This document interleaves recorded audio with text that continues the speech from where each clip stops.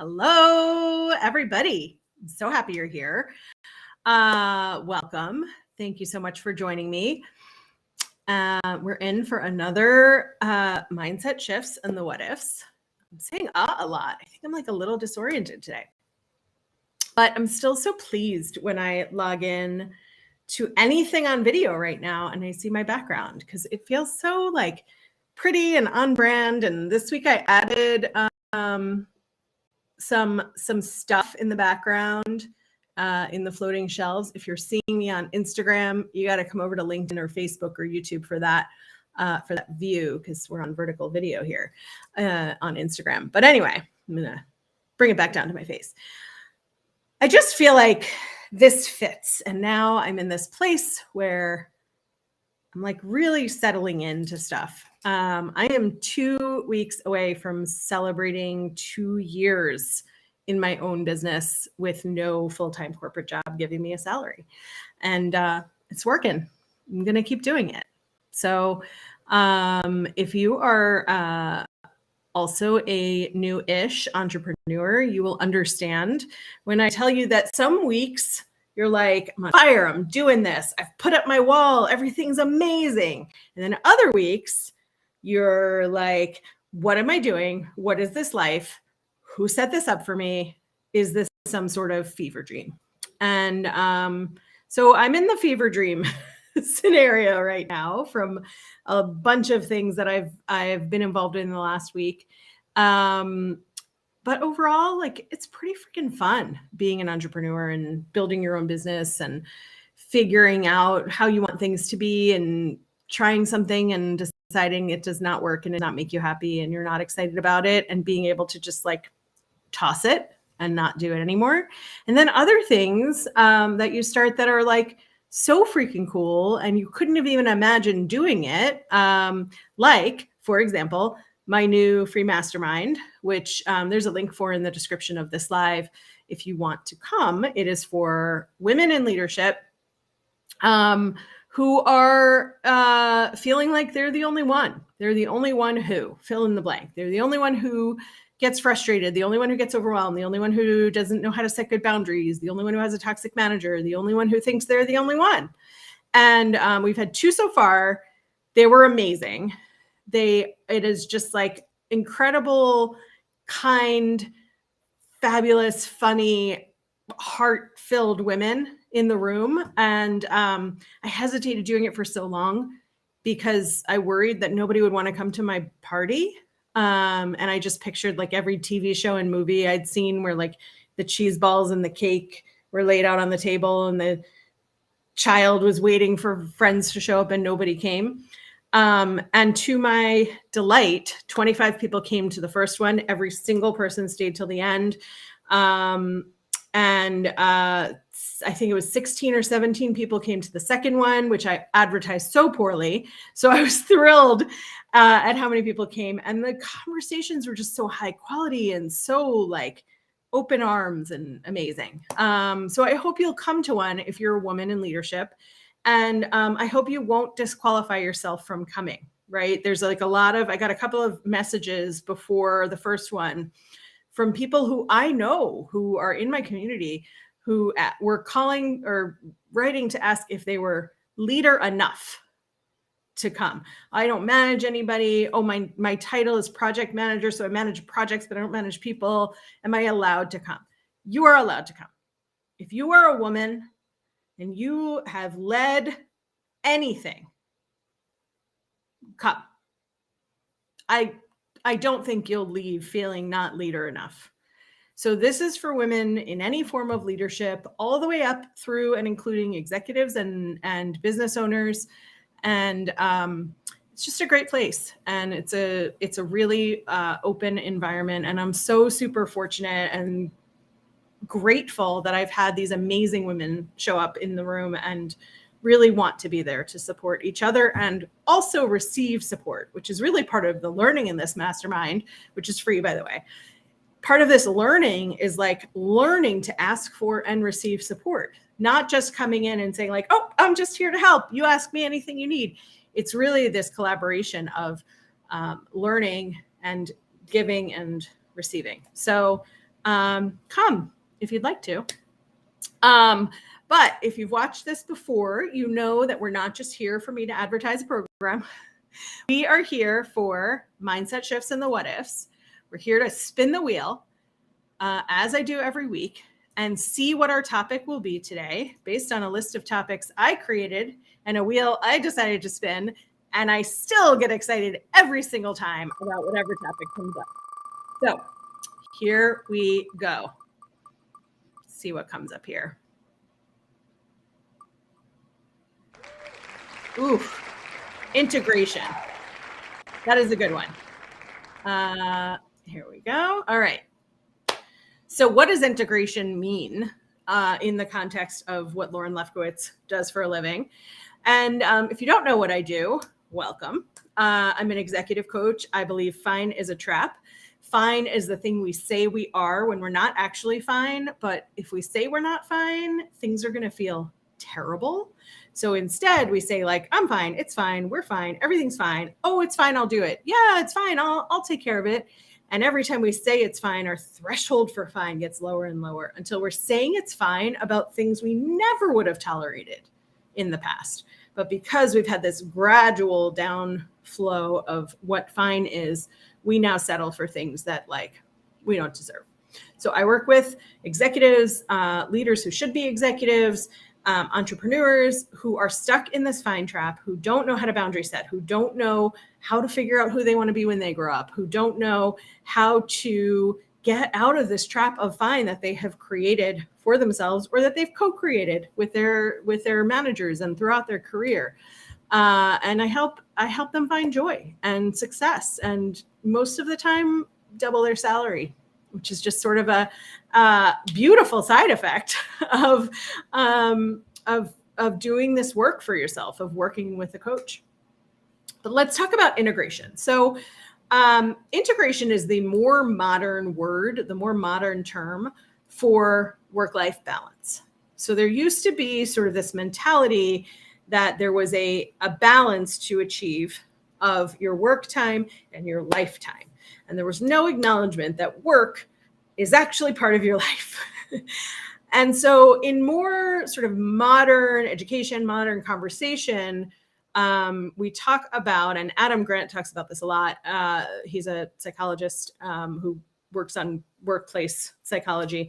But he talks about this a lot in the context of integrating our work lives, our home lives, and all of the pieces that go into that, right? And so when we talked about work-life balance and when that became a thing, we had to go into the office to do our work.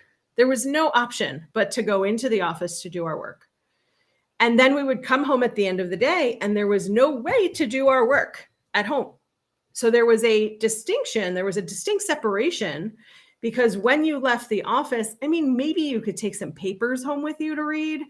And for sure, people in education, teaching careers did that, right? And still do that. But there wasn't really, in a lot of careers, this feeling of my day at work ended, and so my night at work at home begins. Then came BlackBerries, Palm Pilots, the advent of the Nextel phone, if you are old enough to remember that, I am, and the ability to keep in touch. And with Palm Pilots and BlackBerries and the first iPhone and the first Android came the ability to stay connected. And with that came the absolute loss of the separation between work and home.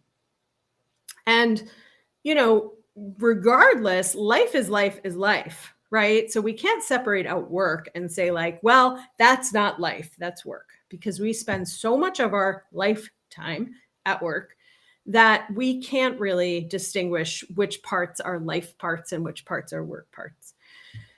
So the more modern way to look at this is integration and figuring out for yourself, figuring out for your family, for the priorities in your life, whether that's family, whether that's friends, whether that is volunteering, whether it is your pickleball activity group, Whatever it is, our goal these days is how do we integrate? How do we both integrate and separate? Right? So the integration part is, look, if I'm in a corporate job, I might want to check my email before I go to bed at night. I might not, right? And that's another thing to work on is sort of the boundary issue of that. But it may comfort me to check my email before I go to bed, so I know what's coming tomorrow, so I know what's on my calendar tomorrow. I may want to leave at 3:00 to go see my kid's t-ball game. I don't have a kid. I don't play t-ball, but as an example, some people have kids who play t-ball. And therefore, I may then come home, make dinner, get homework done, and log back on at 8:00 at night because that works for me, because the integration of my work life and my home life makes it so that I need and take the flexibility to do some things that are during typical work hours and then come back and do some work that are during typical life hours. And so integration and balance are, they go a little bit hand in hand, but balance is sort of this like idea that the time you're not spending at work is your personal time. And that's not always true. We have other obligations. We have other things we choose to do, other people and places we choose to be involved in or are obligated to be involved in. And so there's this, sort of old misnomer that once your work day is over, your hard part of your day is over. But so many people go home and have more things to do and more responsibilities, or a side gig, or building a full business on the side, or taking care of parents and friends and things, right? So we are a busy people, and when we look for balance, we are inevitably going to disappoint ourselves, because if I'm looking for actual balance, right, in my day, and I'm looking for like equal division of stuff, then I'm looking for 8 hours of sleep, 8 hours of me time or play time or family time or whatever, and 8 hours of work time, right? That's the equal split. That's technically a balance. I don't know a lot of people who end to end, including commute, if there's a commute, work an 8-hour day. In fact, I know people who work less than an 8-hour day, which is me now. And I know people who work more than an 8-hour day, which was me back then when I worked 80 to 100 hours a week. There was like no such thing as an 8-hour day for me. And it's not to say that the balance or the proper integration or the way to do it is this 8-8-8 split.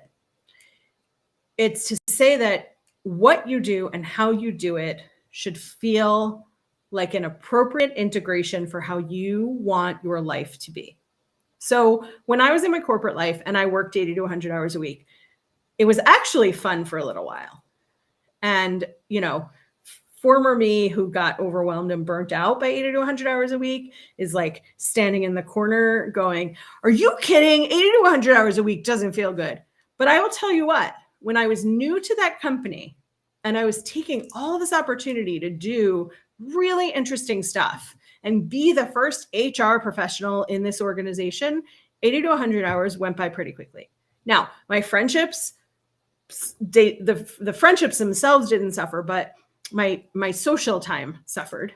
My time visiting places and going on vacations suffered, right? But I was willing to make those choices because I was so rewarded by the work that I was doing. Now, fast forward 2 years in to that job, and I hated it. And I hated how much time I was spending, and I didn't see a way to back out of it. So my integration no longer felt good. When I was working 80 to 100 hours at the beginning, it actually felt good. I felt really rewarded. I felt really excited about what I was doing. And then it didn't feel good, and I didn't know how to back out of it. So my integration, my own sense of balance was way off. And I just sort of mentally looked longingly out the window at what I could be doing. I would love to go to happy hour again. Not now, but then. I would have loved to go to happy hour again. I would have loved to like cut out at 3:00 and go see a movie, or have an early dinner with someone. And I was always like squeezing in a 7:00 dinner and then like going home and finishing work. And if I had a glass of wine or something at work at dinner, which I don't really do anymore. I've learned that alcohol like every time gives me a migraine. But if I had a drink during dinner, I would worry that I wouldn't be able to get all of my work done in the evening. And so being able to find for myself eventually, with the help of a coach and with my own recommitment to finding the right integration of work and home in my own life, was really valuable for me, because what I thought I was supposed to do, what I had gotten used to doing, was no longer what I actually wanted to do.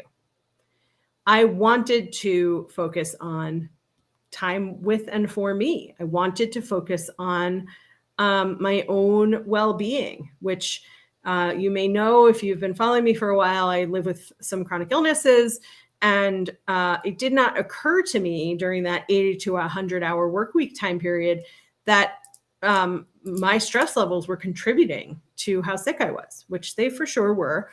They didn't cause my illnesses, but they definitely helped exacerbate them. And I'm feeling more well than I have in years, because now I actually have taken control over my time. But when you think about your own integration, I really want you to think about this, and you think about how your days go, right? And start with Monday, because I know Sunday is technically the beginning of the week, but if you start with Monday, right? You wake up in the morning, and what's it like when you wake up? Is it like, oh, phone in my face, I've got to get started. I got to check my email before everything happens. I'm going to get in the shower. As soon as I get out of the shower, I'm going to see what I missed in those, 10 or 15 minutes, 5 minutes if you're a water conserver, or you have, no hair to wash. I don't know, those kinds of things. But or are you a person who gets out of bed, does a little bit of meditation, walks the dog without your phone, right? And everything in between. I just gave sort of two extremes of the highly elevated person I will never be, but I dream of, and the workaholic that I used to be. But what would feel good to you, right? So taking sort of an inventory for yourself about like, what would your day look like if you started Monday the way you wanted to start Monday? I've had clients who are like, I just want to drink a cup of coffee and I want it to be quiet. And, I have a 5-year-old, so I can't. Okay, cool. What will keep your 5-year-old entertained for 5 minutes, right? Is there somebody else in the house who can keep your 5-year-old entertained?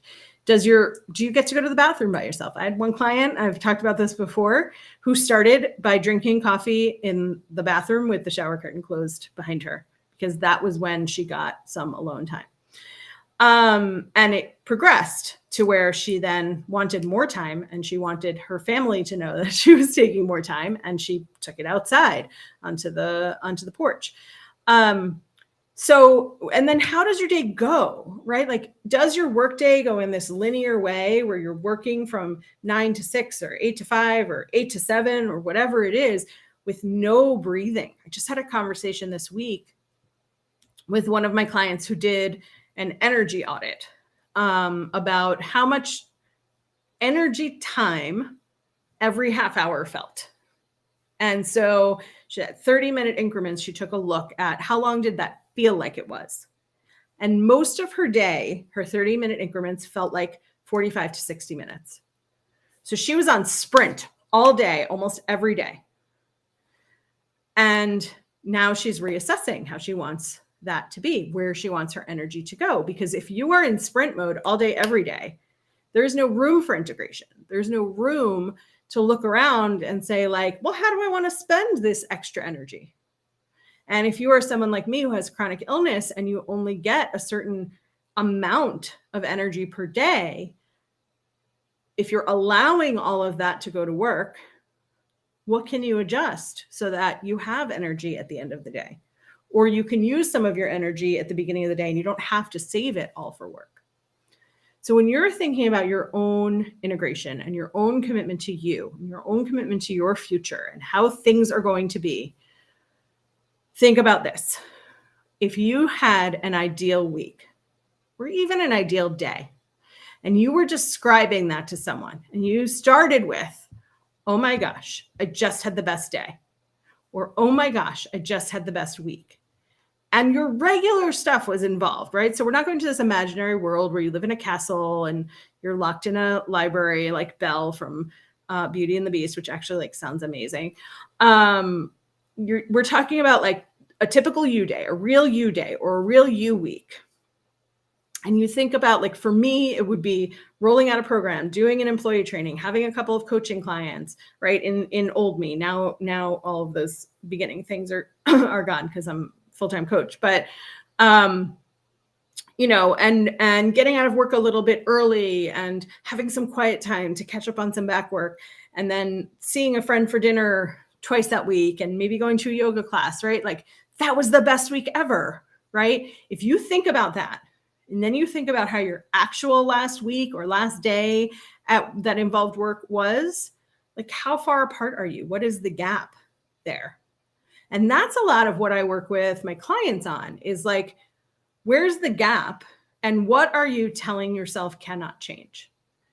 And I ask that question and it like enrages people. And the first time that I said something to my own coach that I couldn't change, she said, if you say so. And she was right, because I was deciding that I was willing to work 80 plus hours a week all the time. And I really wasn't willing anymore. I felt trapped in it. I felt like that was what I had committed to, and that was how my life just was.